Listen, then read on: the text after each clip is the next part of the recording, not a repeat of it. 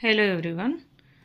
So ఈరోజు మనం discuss చేసుకోబోయే టాపిక్ వచ్చేసి ఏంటంటే మనకి quit India movement. Okay, previous సెషన్స్లో ఏదైతే మనం గాంధీయన్ ఎరాలో భాగంగా non cooperation movement, civil disobedience movement అవన్నీ మనము క్లియర్గా అండ్ డెప్త్గా తెలుసుకున్నాం కదా.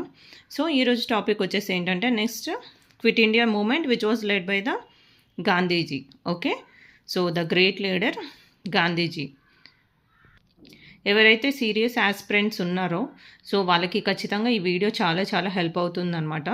సో వన్స్ మీరు ఒకసారి వీడియో చూడండి, చూస్తేనే కదా మీకు అర్థమవుతుంది వీడియోలో ఉన్న కంటెంట్ ఏంటో. సో ప్రతి ఒక్క టాపిక్ కూడా చాలా క్లియర్గా ఎక్స్ప్లెయిన్ చేయడం అనేది జరిగిందనమాట. సో రివిజన్లో భాగంగా ఎవరైతే ప్రిపరేషన్ సీరియస్గా కంటిన్యూ చేస్తున్నారో వాళ్ళు ఎవరైతే ఉన్నారో సో వన్స్ మీరు ఆ టాపిక్కి వెళ్ళిన తర్వాత ఒకసారి క్లాస్ వినండి. వింటే మీరు ఎక్కడైనా పాయింట్ మిస్ అయితే కూడా అది మన క్లాస్లో కవర్ చేయడం అనేది జరుగుతుందన్నమాట. ఓకే, సో ఏదైనా నేను ఒక టాపిక్ తీసుకుంటే దాన్ని డెఫినెట్గా ఏంటంటే ఓవరాల్గా లుక్ త్రూ చేసేసి సో దానికి సంబంధించిన each and every point include చేయడం అనేది జరిగిందనమాట. సో నెగ్లెక్ట్ చేయకుండా వీడియో లెంత్ ఉన్నా కూడా ఫాస్ట్ ఫార్వర్డ్ పెట్టుకొని చూడడానికైతే ట్రై చేయండి. ఓకే, సో ఇంకా డిలే చేయకుండా మన ఆస్పిరెంట్స్కి ఏంటంటే ప్రతి ఒక్క మినిట్ అనేది చాలా important. So make use of the time అనమాట. ఓకే, అండ్ దట్టు ప్రిపరేషన్లో భాగంగా మాక్ టెస్ట్లు కూడా అటెండ్ అవ్వండి. అది మీకు చాలా హెల్ప్ అవుతుంది. ఓకే, సో ఇంకా లేట్ చేయకుండా will go to the topic. Okay, so ఈరోజు టాపిక్ వచ్చేసి ఏంటంటే మనకి ఇక్కడ quit India movement. Okay, quit India movement ఏదైతే ఉందో సో మనం గాంధీయన్ ఎరాలో భాగంగా ఏదైతే గాంధీది లీడ్ చేసిన మూమెంట్ చూసుకుంటే ఏంటంటే మనకి సో గాంధీని లీడ్ చేసిన మూమెంట్లో చూసుకుంటే one of the last movement వచ్చేసి మనకి quit India movement. Okay, so ఏంటంటే which is done against the British rule. Okay, ఎవరైతే మనకి బ్రిటిషర్స్ ఎవరైతే ఉన్నారో వాళ్ళు ఏంటంటే సో మా ఇండియాని విడిచి వెళ్ళండి. Okay, we need complete independence అని చెప్పేసి against Britishers quit India movement అనేది చేయడం అనేది జరిగింది. That is 8th August 1942. ఏదైతే all India Congress meeting held చేశారో ఓకే బాంబేలో, ప్రజెంట్ మన ముంబైలో గ్వాలియర్ ట్యాంక్ మైదాన్, దాన్ని ఇప్పుడున్న ప్రజెంట్ మనము ఆగస్ట్ క్రాంతి మైదాన్ అని కూడా అంటాం అనమాట. ఇది చాలా ఇంపార్టెంట్. ఈ ప్లేస్ ఏదైతే ఉందో సో ఏంటంటే మనకి డైరెక్ట్ క్వశ్చన్ ఇక్కడ అడిగారు అనమాట. ప్రీవియస్ ఇయర్ క్వశ్చన్స్లో భాగంగా మనకి ఇక్కడ క్విట్ ఇండియా మూమెంట్ నుంచి ఒక క్వశ్చన్ అడగడం అనేది జరిగింది. అదేంటంటే quit India movement was held its session అని చెప్పేసి ప్లేస్ అడిగారు అనమాట. So that was Gwalior Tank Maidan. సో అదేంటంటే దాన్నే మనము ఆగస్ట్ క్రాంతి మైదాన్ అని కూడా అంటాం. Okay, so on 8th August 1942లో ఏదైతే మనకు క్విట్ ఇండియా మూమెంట్ అనేది resolution as a part of Bombay మీటింగ్లో భాగంగా క్విట్ ఇండియా రిజల్యూషన్ అనేది తీసుకోవడం జరిగిందనమాట. ఇక్కడ ఏదైతే క్విట్ ఇండియా అనే టర్మ్ ఏదైతే ఉందో దట్ వాజ్ కాయిన్డ్ బై, అంటే ఆ టర్మ్ మనం క్విట్ ఇండియా అని చెప్పేసి ఆ టర్మ్ ఏదైతే ఉందో ఆ term coined by Yusuf Meherally. Okay, ఈ నేమ్ కూడా గుర్తుపెట్టుకోండి, యూసఫ్ మెహ్రాలీ. ఓకే, ఏవైతే మనకి ఇప్పుడు పర్టికులర్గా ఎందుకు ఈ మూమెంట్ చేయడానికి రీజన్ ఏంటంటే సో బేసిక్గా మనము చాలా మాస్ మూమెంట్స్ చూసాము. సో నేషనల్ లీడర్స్ ఎవరైతే ఉన్నారో వాళ్ళ వైపు నుంచి they are doing their best అనమాట టు గెట్ ఇండిపెండెన్స్. సో ప్రతిసారి ఏదైతే బ్రిటిషర్స్ ఉన్నారో వాళ్ళ యొక్క ప్రామిసెస్ని వాళ్ళు బ్రేక్ చేస్తూ రావడం అనేది జరిగిందనమాట. ఓకే, సో ఏంటంటే వాళ్ళకి ఎప్పుడైతే మన అవసరం పడుతుందో అప్పుడు మనం యూజ్ చేసుకొని అండ్ వాళ్ళు చేసిన ప్రామిసెస్ని బ్రేక్ చేయడం అనేది జరిగిందనమాట. దాంట్లో భాగంగానే ఎప్పుడైతే మనకి వరల్డ్ వార్ టైంలో సో వరల్డ్ వార్ 2 టైంలో పీరియడ్ వచ్చేసి మనకి 1939 to 1945. Okay, so world war 2 టైంలో ఏంటంటే మనకి డ్యూరింగ్ 1939లో కావచ్చు. ఓకే, సో బ్రిటిషర్స్ ఏంటంటే మనకి ఏదైతే మన ఇండియన్ ఆర్మీ ఉందో so Indian army was under the control of Britishers. So మన ఇండియన్ ఆర్మీ వాళ్ళ యొక్క కన్సెంట్ లేకుండా so they involved hour Indians అనమాట, మన ఇండియన్స్ని కూడా. సో బ్రిటిష్ వాళ్ళు ఏదైతే వరల్డ్ వార్ 2లో భాగంగా ఏదైతే జర్మనీ వర్సెస్ జపాన్లో ఏదైతే మనకి వరల్డ్ వార్ 2 జరుగుతుందో దాంట్లో ఏంటంటే సో బ్రిటిషర్స్కి సపోర్టివ్గా మన ఇండియన్స్ని కూడా తీసుకోవడం అనేది జరిగిందనమాట. ఓకే, సో మన ఇండియన్స్ యొక్క కన్సెంట్ తీసుకోకుండా ఇండియన్స్ని కూడా ఇన్వాల్వ్ చేయడం అనేది జరిగిందనమాట. ఓకే, సో ఇదేంటంటే ఒక గ్రేట్ అగ్రెషన్ అనేది క్రియేట్ చేయడం అనేది జరిగిందనమాట మన ఇండియన్స్లో. దీంట్లో భాగంగానే మనకి అప్పుడున్న ప్రెజెంట్ బ్రిటిష్ అఫీషియల్ ఎవరైతే ఉన్నారో, సో లార్డ్ లింగ్లిత్ గో. సో అతనేంటంటే 1940లో ఒక ఆగస్ట్ ఆఫర్ అనేది ఆఫర్ పెట్టారనమాట ఇండియన్స్‌కి ఇంకా బ్రిటిషర్స్ మధ్యలో. ఏంటంటే ఈ ఆగస్ట్ ఆఫర్‌లో భాగంగా చూసుకుంటే ఏంటంటే so they need the help of our Indians. మన ఇండియన్ యొక్క ఆర్మీ యొక్క హెల్ప్ ఎవరైతే వాళ్ళు బ్రిటిషర్స్ కోరారనమాట. సో దాంట్లో భాగంగానే బ్రిటిషర్స్ ఎవరైతే ఉన్నారో వాళ్ళేంటంటే కొన్ని యూనో ప్రామిసెస్ చేయడం అనేది జరిగిందనమాట. That was in the part of August ఆఫర్‌లో భాగంగా. ఓకే. లింగ్లిత్ గో ఎవరైతే బ్రిటిష్ అఫీషియల్ ఉన్నారో హీ ప్రామిస్డ్ కొన్ని పాయింట్స్ ఇంక్లూడ్ చేయడం అనేది జరిగిందనమాట. For the sake of Indians. Okay. So ఏం చెప్పారంటే dominion status would be provided after world war 2. ఏదైతే వరల్డ్ వార్లో we asked for your support కదా, మీ ఇండియా యొక్క సపోర్ట్ని మేము అడిగాం కదా. ఏదైతే వరల్డ్ వార్ 2 ఫినిష్ అయిపోయిన తర్వాత మేము మీకు డామినియన్ స్టేటస్ ఏదైతే సెల్ఫ్ గవర్నమెంట్ గురించి మీరు అడుగుతున్నారు కదా, so we are ready to provide dominion status after the end of world war 2 అని చెప్పడం అనేది జరిగిందనమాట as a part of August offer. అదే కాకుండా a constitution assembly would be formed to draft the constitution for India. ఏదైతే మనము ఇప్పుడు for example ఒక గవర్నమెంట్ ఫామ్ చేయాలంటే మనకు ఒక కాన్స్టిట్యూషన్ అనేది డెఫినెట్గా ఉండాలా వద్దా? సో ఈ constitution assembly would be formed to draft the constitution for India. ఏదైతే ఒక అసెంబ్లీ ఫామ్ చేసేసి for the sake of Indians ఒక కాన్స్టిట్యూషన్ని డ్రాఫ్ట్ చేసే అవకాశం మీకు కల్పిస్తామని చెప్పడం అని జరిగిందనమాట. But under the authority of దీంట్లో ఆగస్ట్ ఆఫర్లో భాగంగా మీరు కాన్స్టిట్యూషన్ని డ్రాఫ్ట్ చేసుకోవచ్చు. But under the authority of బ్రిటిషర్సే ఇది ఆగస్ట్ ఆఫర్లో భాగంగా నాట్ కంప్లీట్గా ఇండియన్స్కి అథారిటీ అనేది ఇవ్వలేదన్నమాట. ఓకే. ఏదైతే ఆగస్ట్ ఆఫర్లో భాగంగా చూసుకుంటే ఏంటంటే మీరు కాన్స్టిట్యూషన్ని డ్రాఫ్ట్ చేసుకోవచ్చు. బట్ కానీ దానికి లీడ్గా ఎవరు ఉంటారు? బ్రిటిషర్సే ఉంటారు అనమాట. ఓకే.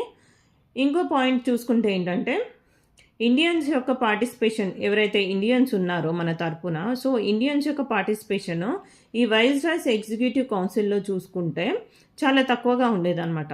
సో ఆగస్ట్ ఆఫర్లో భాగంగా ఏం చెప్పారనంటే ఏంటంటే ఇండియన్స్ యొక్క పార్టిసిపేషన్ని ఇంక్రీజ్ చేస్తాము. వైస్రాయ్స్ ఎగ్జిక్యూటివ్ కౌన్సిల్లో participation of Indians to Viceroy's executive కౌన్సిల్లో భాగంగా ఎవరైతే ఇండియన్స్ ఉన్నారో వాళ్ళ యొక్క పార్టిసిపేషన్ నెంబరింగ్ని ఇంక్రీజ్ చేస్తామని చెప్పడం అనేది జరిగిందనమాట. ఓకే.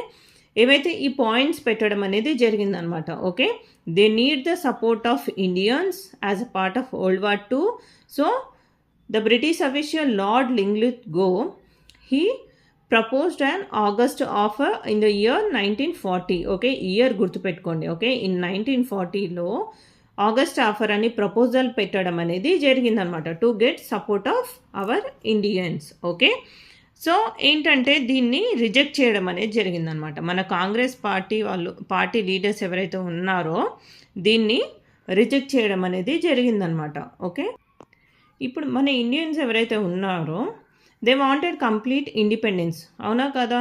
సో ఏంటంటే ప్రతిసారి వాళ్ళు ఏంటంటే సో మీకు ఎగ్జిక్యూటివ్ కౌన్సిల్లో మీకు ప్లేస్ చేస్తాము, you can draft the constitution అని చెప్తున్నారే కానీ ఏంటంటే మీకు కంప్లీట్గా ఇండిపెండెన్స్ ప్రొవైడ్ చేస్తాము, ఒక సపరేట్ కాన్స్టిట్యూషన్ అసెంబ్లీ అడాప్ట్ చేస్తామని ఇక్కడ మెన్షన్ చేయట్లేదు అనమాట. సో దట్ ఏంటంటే మన ఇండియన్స్ ఎవరైతే కాంగ్రెస్ లీడర్స్ ఉన్నారో వాళ్ళు ఏంటంటే ఈ ఆగస్ట్ ఆఫర్ ఏదైతే ప్రపోజల్ పెట్టారో దాన్ని రిజెక్ట్ చేయడం అనేది జరిగిందనమాట.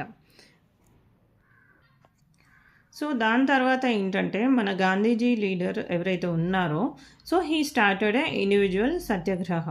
ఓకే. ఇండివిజువల్ సత్యాగ్రహ స్టార్ట్ చేయడానికి దే అగ్రీడ్ అనమాట. సో మేము ఇండివిజువల్ సత్యాగ్రహ స్టార్ట్ చేస్తామని ఇన్ ద ఇయర్ ఆఫ్ 1940 నుంచి ఏదైతే ఈ ఆగస్ట్ ఆఫర్ ప్రపోజల్ పెట్టిన ఇయర్ ఉంది కదా 1942 వరకు ఏంటంటే they wanted to start individual Satyagraha. Okay. So దీంట్లో భాగంగా ఏంటంటే కాంగ్రెస్ పార్టీ అపాయింటెడ్ అరౌండ్ 25,000 సత్యాగ్రహీస్ ఎవరైతే 25,000 మెంబర్స్ని అపాయింట్ చేసేసి ఏదైతే ఇంపార్టెన్స్ ఆఫ్ సో ఇండివిజువల్ సత్యాగ్రహ భాగంగా ఏంటంటే మనకి ఇక్కడ 1940 నుంచి 1942 వరకు ఇండివిజువల్ సత్యాగ్రహ చేయడానికి దే యూనో వాళ్ళు పూనుకున్నారనమాట. ఇండివిజువల్ సత్యాగ్రహ చేద్దామని చెప్పేసి డిసైడ్ అయ్యారనమాట. సో ఇండివిజువల్ సత్యాగ్రహలో భాగంగా ఏంటంటే 25,000 మెంబర్స్ని అపాయింట్ చేయడం అనేది జరిగింది. 25,000 సత్యాగ్రహీస్. ఓకే. సో వాళ్ళేంటంటే ఈ freedom of press or freedom of speech ఏదైతే ఉందో దాని యొక్క ఇంపార్టెన్స్ని ప్రతి ఒక్కరికి తెలియచేయడానికి ఇండివిజువల్ సత్యాగ్రహలో భాగంగా ఏంటంటే దీని యొక్క ఇంపార్టెన్స్ అంటే మనకి freedom of speech and freedom of press యొక్క ఇంపార్టెన్స్ ఏదైతే ఉందో in spreading the mass movement కావచ్చు. So okay. సో దాంట్లో భాగంగానే ఇండివిజువల్ సత్యాగ్రహ స్టార్ట్ చేయడం అనేది జరిగిందనమాట. ఈ 25,000 సత్యాగ్రహస్ ఎవరైతే ఉన్నారో సో ఒక డిఫరెంట్ ప్లేసెస్లో ఏంటంటే దాని యొక్క ఇంపార్టెన్స్ని స్ప్రెడ్ చేస్తూనే ఒక అవేర్నెస్ క్రియేట్ చేయడానికి దే స్టార్టెడ్ దిస్ ఇండివిజువల్ సత్యాగ్రహ అనే ప్రోగ్రామ్ స్టార్ట్ చేయడం అనేది జరిగిందనమాట. ఓకే. సో ఇండివిజువల్ సత్యాగ్రహలో భాగంగా ఫస్ట్ పర్సన్ ఎవరైతే ఉన్నారో he is Vinoba Bhave. Okay. Very very important అనమాట. ఓకే. ఇండివిజువల్ సత్యాగ్రహలో భాగంగా the first person who participated to this individual satyagraha చూసుకుంటే మనకి ఫస్ట్ వచ్చేసి ఏంటంటే మనకి వినోబా భావే. సెకండ్ వచ్చేసి ఎవరంటే మనకి జవహర్ నెహ్రూ. ఓకే.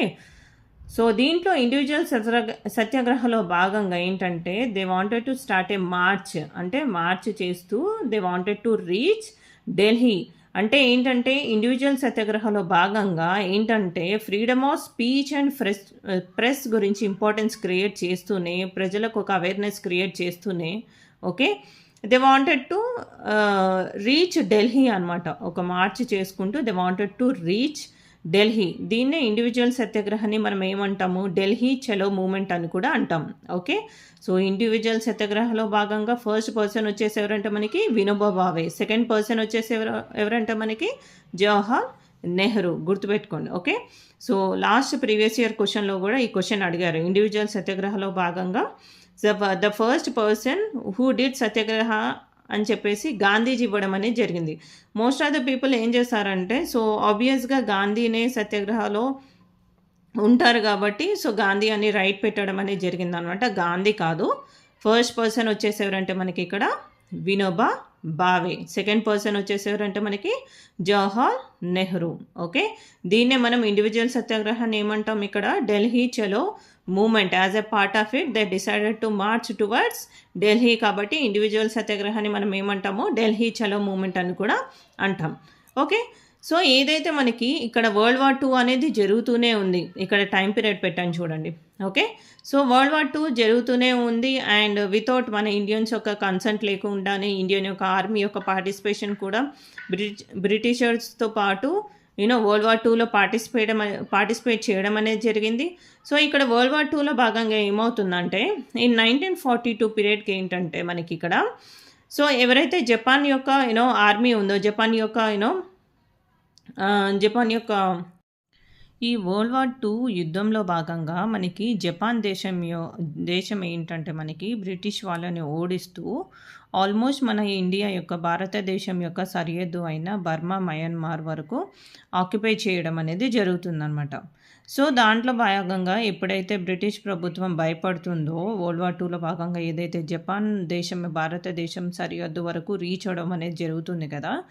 సో అప్పుడు ఏంటంటే బ్రిటిష్ ప్రభుత్వం ఏంటంటే మన ఇండియా యొక్క కంప్లీట్ సపోర్ట్తోనే మనము డిఫీట్ చేయొచ్చు అని చెప్పేసి మన ఇండియా యొక్క సపోర్ట్ కోసము అప్పుడున్న బ్రిటిష్ ప్రైమ్ మినిస్టర్ ఎవరైతే ఉన్నారో విన్స్టన్ చర్చిల్ ఎవరైతే ఉన్నారో సో ఓకే అమెరికా మరియు చైనా వంటి మిత్ర దేశాల యొక్క ఒత్తిడి మేరకు ఈ British prime minister Winston Churchill ఎవరైతే ఉన్నారో okay so India Congress leaders నుంచి ఇండియా యొక్క మద్దతు కోసం ఈ వరల్డ్ వార్ 2లో భాగంగా ఓకే ఇండియా యొక్క మద్దతు కోసము సర్ స్ట్రాఫర్డ్ క్రిప్స్ అనమాట. సో తనని పంపించడం అనేది జరుగుతుందన్నమాట. సర్ స్ట్రాఫర్డ్ క్రిప్స్ అతని పేరు. ఓకే. సో అతను ఏంటంటే క్రిప్స్ మిషన్ అని చెప్పేసి ఒక డిక్లరేషన్ అనౌన్స్ చేయడం అనేది జరిగిందనమాట బై స్టాఫర్డ్ క్రిప్స్ అతని పేరు. ఓకే. ఇన్ 1942. ఓకే. సో దీనిలో భాగంగా ఏమేం పాయింట్స్ మెన్షన్ చేశారో చూసుకుంటే మనకి ఇక్కడ ఏంటంటే దీన్ని క్రిప్స్ మిషన్ని మనం ఏం చెప్పొచ్చు అంటే మనము పోస్ట్ వార్ ప్రపోజల్స్ అని చెప్పొచ్చు. ఓకే, ఏదైతే after the end of proposals ఏవైతే పెట్టారో క్రిప్స్ మిషన్లో భాగంగా to get support of our Indians. Okay, so ఏంటంటే ఆఫ్టర్ ద వార్ ఈ వరల్డ్ వార్ 2 ఏదైతే ఉందో అది ఎండ్ అయిన తర్వాతనే మేము వాటిని ఇంప్లిమెంటేషన్ చేస్తామని చెప్పేసి చెప్పడం జరిగిందనమాట. ఓకే, సో క్రిప్స్ మిషన్లో భాగంగా ఏమేమి చెప్పారంటే ఇక్కడ డామినియన్ స్టేటస్. ఓకే, సో ప్రతిసారి ఏంటి ఈ డామినియన్ స్టేటస్ అనేది రిపీట్ అవుతుంది. డామినియన్ స్టేటస్ అంటే ఏం లేదు, సో ఏదైతే మనకి ఒక సెల్ఫ్ గవర్నమెంట్ అనేది ఫామ్ అవుతుందన్నమాట. మనం ఏంటంటే ఫారిన్ అఫైర్స్ అవన్నీ మన రూలింగ్ గవర్నమెంట్ అన్నీ మనం చేసుకోవచ్చు. ఓకే, బట్ మనకి హెడ్గా ఎవరు ఉంటారు? బ్రిటిష్ ప్రభుత్వం మాత్రం హెడ్గా ఉంటారు. ఓకే, సో అదనమాట డామినియన్ స్టేటస్. కానీ మనకేంటంటే మన ఇండియన్స్ యొక్క వాళ్ళ యొక్క ఐడియాలజీ ఏంటి? వాళ్ళు ఏంటంటే బ్రిటిష్ యొక్క అథారిటీ ఏదైతే ఉందో అది కంప్లీట్గా ఉండకూడదు అని చెప్పేసి మన ఇండియన్స్ యొక్క డిమాండ్ అనమాట. ఓకే, సో డిమాండ్లో భాగం ప్రతిసారి ఇదే రిపీట్ అవుతూ వస్తుందన్నమాట. That is what first point వచ్చేసి మనకి ఏంటంటే క్రిప్స్ ప్రపోజల్లో భాగంగా డామినియన్ స్టేటస్. ఓకే, ఇంకోటి ఏంటంటే కాన్స్టిట్యూషన్ అసెంబ్లీ టు ఫ్రేమ్ మన కాన్స్టిట్యూయెంట్ అసెంబ్లీలో ఏంటంటే to draft the constitution. Okay, so ప్రీవియస్గా ఆగస్ట్ ఆఫర్లో ఏదైతే సేమ్ పాయింట్ చెప్పారు కదా regarding to draft the constitution అని చెప్పేసి, సో దాంట్లో భాగంగా ఏంటంటే అక్కడ ఏంటంటే బ్రిటిష్ జోక్యం చేసుకోవచ్చు అనమాట. మన కాన్స్టిట్యూషన్ ఏదైతే ఫ్రేమ్ చేస్తామో ఆగస్ట్ ఆఫర్లో భాగంగా బ్రిటిషర్స్ జోక్యం చేసుకునే అవకాశం కల్పించారనమాట ఆగస్ట్ ఆఫర్లో. ఇక్కడ చూసుకుంటే ఏంటంటే complete authority was given to the Indians మాత్రమే ఫర్ ద ఫస్ట్ టైం. ఇది గుర్తుపెట్టుకోండి. Okay, very very important. Cripps ప్రపోజల్లో భాగంగా ఏదైతే మనకి కాన్స్టిట్యూషన్ అసెంబ్లీ డ్రాఫ్ట్ చేయమని బ్రిటిష్ ప్రభుత్వం ప్రపోజల్ పెట్టిందో దాని యొక్క అథారిటీ కంప్లీట్గా ఇండియన్స్కే ఇవ్వడం అనేది జరిగింది for the first time. Okay, గుర్తుపెట్టుకోవడానికి ట్రై చేయండి, very very important. Okay, right to secede అనమాట. రైట్ టు సీడ్ వచ్చేసి ఏంటంటే మనకి ఇక్కడ ఇప్పుడు ప్రావిన్షియల్ స్టేట్స్ ఏవైతే ఉన్నాయో ఒక డిఫరెంట్ ప్రావిన్సెస్ అంటే ఒక పర్టికులర్ ఏరియా తీసుకుంటే ఏంటంటే వాళ్ళకు ఒక ఇండియన్లో ఉండాలని వాళ్ళకి ఇష్టం లేకపోతే ఒక ఇండియన్ యూనియన్లో they don't want to reside in Indian union అయితే వాళ్ళు విడిపోవచ్చు అనమాట. ఓకే, వాళ్ళు ఇండియన్ యూనియన్లో భాగంగా ఉండాలి అని అనుకుంటే వాళ్ళు ఏంటంటే ఒక సపరేట్ ప్రావిన్సెస్ ఫామ్ చేసుకోవడానికి ఇక్కడ బ్రిటిష్ ప్రభుత్వము అవకాశం ఇచ్చిందనమాట. Which is against the unity. అవునా కదా? సో అందరూ యూనిటీగా ఉండాలనేదే మనము ఒక మెయిన్ గోల్. కానీ ఇక్కడ చూసుకుంటే ఏంటంటే రైట్ టు సీడెడ్ అంటే ఏంటంటే ప్రావిన్షియల్ స్టేట్స్ ఏవైతే ఉన్నాయో వాళ్ళ యొక్క ఇష్టం మేరకు వాళ్ళు వేరే ప్రావిన్షియల్ స్టేట్గా ఫామ్ చేసుకోవచ్చు అనమాట. ఓకే, అండ్ ఇంకోటి ఏంటంటే ఇక్కడ ఈ క్రిప్స్ మిషన్ ప్రపోజల్లో భాగంగా ఏంటంటే డిఫెన్స్ ఏదైతే ఉందో మనకి, సో పర్టికులర్గా డిఫెన్స్ అనంటే ఏంటి, ఏదైతే ఆర్మీ అవన్నీ ఉంటాయో వాటి యొక్క అథారిటీ కంప్లీట్గా ఎవరికి ఉంటుందంట, ఇక్కడ బ్రిటిషర్స్కి ఉంటుందంట. ఇది మెయిన్గా మన భారత్ ప్రభుత్వంకి నచ్చలేదన్నమాట. ఓకే, సో వరల్డ్ వార్ 2లో భాగంగా ఏదైతే ఇండియన్స్ యొక్క ఆర్మీ కావచ్చు అది కంప్లీట్గా డీల్ చేసే అథారిటీ ఎవరికి ఇచ్చారు, మనకి ఇక్కడ బ్రిటిష్ ప్రభుత్వంకి ఇవ్వడం జరిగిందనమాట. Okay, which is not acceptable to our Indians. Okay, so ఇక్కడ మనము ఆగస్ట్ ఆఫర్లో భాగంగా చూసుకుంటే ఏంటంటే మన ఇండియా యొక్క పార్టిసిపేషన్ని వైస్రాయ్ ఎగ్జిక్యూటివ్ కౌన్సిల్లో పెంచుతామని చెప్పేసి చెప్పారు. సో అదే ఇక్కడ వైస్రాయ్ ఎగ్జిక్యూటివ్ కౌన్సిల్లో ఇండియా యొక్క రిప్రజెంటేషనే కాకుండా వాళ్ళకి ఇంపార్టెంట్ లీడ్ పొజిషన్స్ని కూడా ఇస్తామని చెప్పడం అనేది జరిగిందనమాట. ఓకే, క్రిప్స్ ప్రపోజల్లో భాగంగా సో ఏమేం పాయింట్స్ ఇంక్లూడ్ చేశారో ఈ పాయింట్స్ జస్ట్ ఒకసారి గుర్తుపెట్టుకోవడానికి ట్రై చేయండి. ఎందుకంటే మేబీ ఇప్పుడు దీంట్లో ఉన్న పాయింట్స్ని ఆగస్ట్ ఆఫర్లో అడగొచ్చు, అలా మనం కన్ఫ్యూజ్ అయ్యే ఛాన్సెస్ ఉన్నాయి కాబట్టి ఓకే నేను క్లియర్గా ఎక్స్ప్లెయిన్ చేశాను. ఒకసారి బ్యాక్ వెళ్ళి కూడా మళ్ళీ వినండి, మీకు క్లారిటీ వస్తుంది. ఓకే, సో ఏంటంటే డామినియన్ స్టేటస్ని ఇస్తామని చెప్పడం జరిగింది. ఏదైతే కాన్స్టిట్యూషన్ని మనం డ్రాఫ్ట్ చేయాలనుకుంటున్నో దాన్ని కంప్లీట్గా authority will be given to the Indians అని చెప్పడం జరిగింది.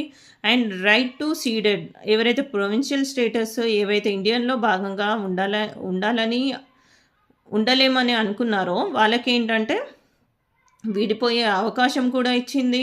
డిఫెన్స్ మీద అథారిటీ ఏదైతే ఉందో వరల్డ్ వార్ 2లో భాగంగా అథారిటీ కంప్లీట్గా మాదే అని చెప్పేసి బ్రిటిష్ వాళ్ళు చెప్పడం జరిగింది.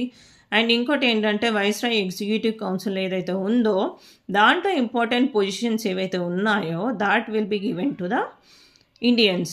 బట్ అల్టిమేట్ ఏదైతే ఆర్డర్ పాస్ చేసే మేజర్ ఆర్డర్ పాస్ చేసే అథారిటీ వచ్చేసి మనకి వైస్రాయ్ దగ్గరే ఉంటుందన్నమాట. ఏదైతే ఆర్డర్ పాసింగ్ అథారిటీ ఏదైతే ఉందో that was in the hands of viceroy. Okay, so these are the proposals which are kept under the Cripps mission. Okay, so to get the complete support of Indians against the Japan దేశం. Okay, Japan దేశానికి అగెనిస్ట్గా India యొక్క support కోసము British ప్రభుత్వము పెట్టిన proposals. So దీన్ని కూడా మన ఇండియన్ కాంగ్రెస్ లీడర్స్ ఎవరైతే ఉన్నారో మన భారత ప్రభుత్వము దీన్ని కూడా రిజెక్ట్ చేయడం అనేది జరిగిందనమాట. ఓకే, సో గాంధీజీ ఈ ప్రపోజల్ని ఏమని చెప్పారనంటే it was post dated cheque to be drawn on a crashing bank. Okay, ఈ ప్రపోజల్స్ ఎలా ఉన్నాయంట, పోస్ట్ డేటెడ్ చెక్ లాగా, అంటే ఇప్పుడు డేట్ అయిపోయింది అనుకో ఆ చెక్ ఉన్నా వేస్టే కదా, సో అలా ఉన్నాయి అని చెప్పేసి గాంధీజీ మనకి చెప్పడం అనేది జరిగిందనమాట. ఓకే, ఏదైతే ఈ క్రిప్స్ మిషన్ ఫెయిల్ అవుతుందో then Gandhiji was start this quit India movement. Okay, on 8th August 1942. So బేసిక్గా మనం చదివేటప్పుడు ఏం చేస్తాము, ఫాస్ట్గా అయిపోవాలని చెప్పేసి మనం ఏంటంటే quit India moment that was started in 8th August 1942 అయినా బాంబే సెషన్ అని చెప్పేసి చదువుకుంటూ వెళ్ళిపోతాం.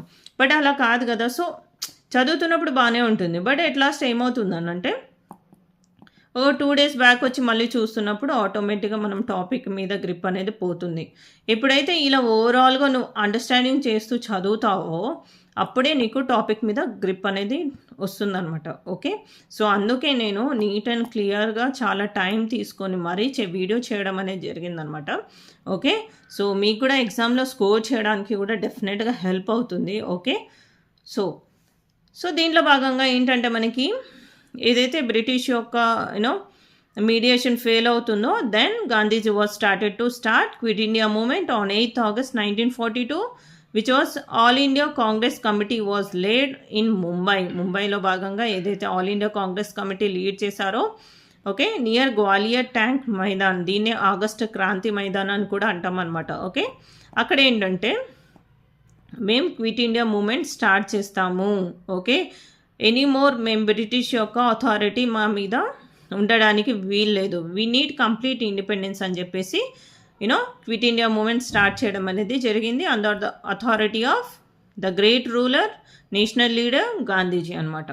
ఓకే, సో ఈ స్టార్ట్ చేసిన నెక్స్ట్ డే ఏమవుతుందనంటే ఈ క్విట్ ఇండియా మూమెంట్లో భాగంగా ఎవరైతే మనకి గ్రేట్ లీడర్స్ ఉన్నారో సో స్టార్ట్ చేసిన నెక్స్ట్ డేనే ఆన్ 9th August 1942లో ఆపరేషన్ థండర్ బోల్ట్ అని చెప్పేసి ద గ్రేట్ లీడర్స్ ఎవరైతే ఈ క్విట్ ఇండియా మూమెంట్ని లీడ్ చేస్తున్నారో మనం వాళ్ళలో చూసుకుంటే గాంధీజీ గారు కావచ్చు, నెహ్రూ కావచ్చు, పటేల్ కావచ్చు, వీళ్ళని ఏంటంటే అరెస్ట్ చేయడం అనేది జరిగిందనమాట. ఓకే, సో ఏంటంటే ఈ బ్రిటిష్ ప్రభుత్వం ఏదైతే ఉందో సో అదేంటంటే ఈ యొక్క మూమెంట్ని సప్రెస్ చేయడానికి సో ఇంకా డిలే చేయకుండా ఆన్ ద నెక్స్ట్ డేనే వీళ్ళని అరెస్ట్ చేయడం అనేది జరిగిందనమాట. ఎప్పుడైతే ఈ పీపుల్ అరెస్ట్ చేయబడ్డారో then there are no great leaders to head the movement అనమాట. ఓకే, అవునా కదా, ఉన్న గ్రేట్ లీడర్స్ని అరెస్ట్ చేసి జైల్లో పెట్టేశారు, మరి ఇంకా గ్రేట్ లీడర్స్ ఇంకెవరు లేరు అనమాట ఈ మూమెంట్ని లీడ్ చేయడానికి. ఓకే, అయినా కూడా ఈ మూమెంట్ని కొంతమంది హెల్ప్తోని మూమెంట్ జరపడం అనేది జరిగిందనమాట. ఓకే, సో దాంట్లో చూసుకుంటే మనకి అరుణ అసఫ్ అలీ కావచ్చు, జయప్రకాష్ నారాయణ్ కావచ్చు, రామ్ మనోహర్ లోహియా కావచ్చు, సుచేత కృపాలేని కావచ్చు, వీళ్ళు ఎవరైతే ఉన్నారో ఏంటంటే ఈ మూమెంట్ స్ప్రెడ్ చేయడానికి చాలా చాలా హెల్ప్ చేశారనమాట.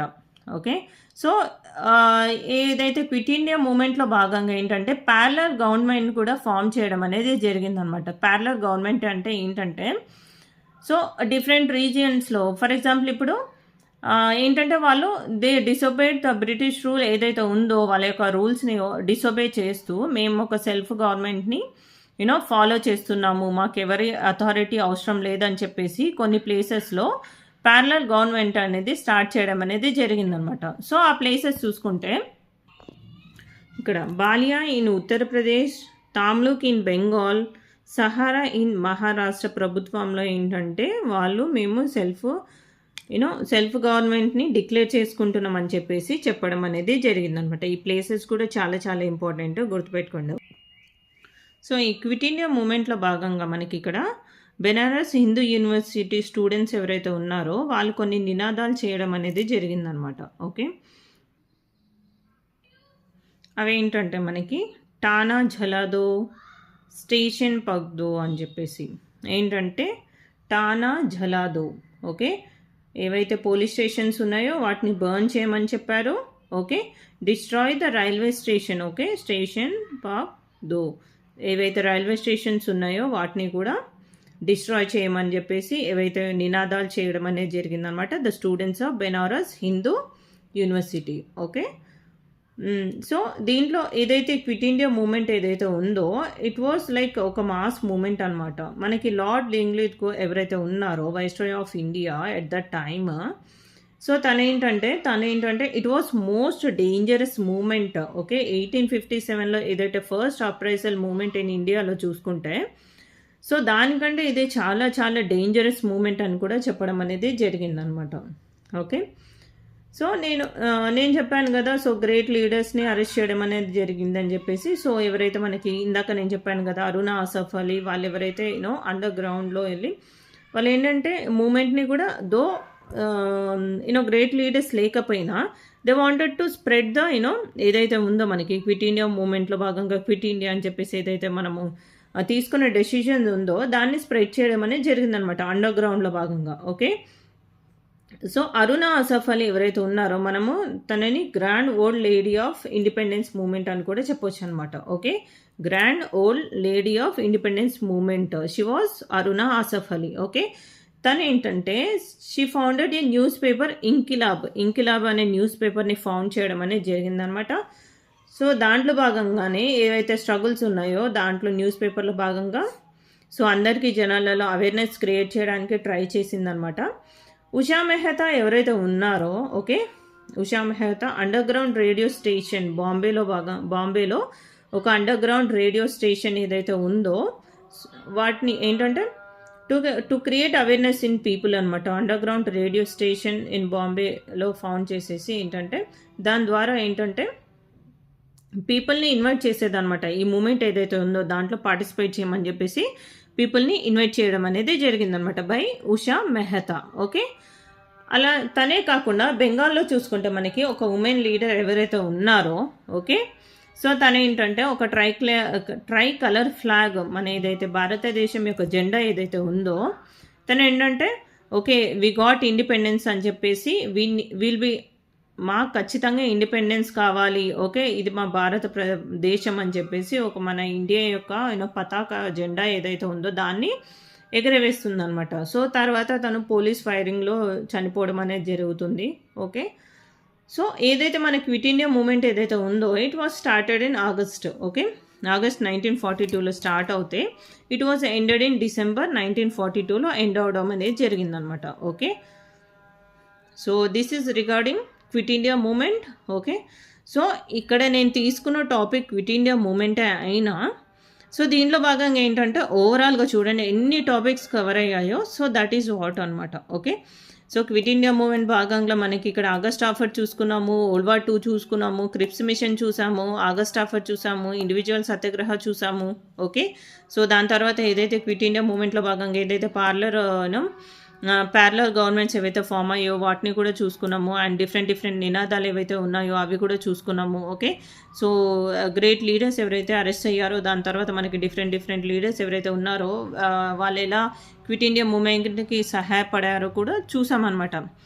ఓకే, సో వీడియో ఏదైతే ఉందో అది మీకు క్లియర్గా ఎక్స్ప్లెయిన్ చేయడానికి నేను చాలా ప్రయత్నం చేస్తున్నాను అనమాట. ఓకే, సో మీకు గనక వీడియో నచ్చితే లైక్ చేసి సబ్స్క్రైబ్ చేసుకోండి. ఓకే, సో ఇదే కాకుండా ఇంకా మోర్ అండ్ మోర్ వీడియోస్ డెఫినెట్గా చేస్తాను. ఓకే. సో హిస్టరీ, తెలంగాణ మూమెంటే కాకుండా జీఎస్కి రిలేటెడ్ ఏ టాపిక్ అయినా చేయడానికి రెడీ అనమాట. సో మీకు ఏదైనా టాపిక్ కావాలంటే డెఫినెట్గా కామెంట్ సెక్షన్లో తెలపొచ్చు. అండ్ డ్యూరింగ్ దిస్ వీడియో ఎక్స్ప్లెనేషన్లో నేను ఏమైనా మిస్టేక్స్ చేస్తే కూడా మీరు కామెంట్ సెక్షన్లో తెలపొచ్చు అనమాట. Okay. Hope you guys are doing good and all the best for your exams. So upcoming exams ఇప్పుడే కాకపోయినా సో సీరియస్గా చదువుకోండి, but don't waste your time. Okay. ప్రతి ఒక్క మినిట్ కూడా చాలా చాలా important. Okay. Hope you guys are like the video. Thank you.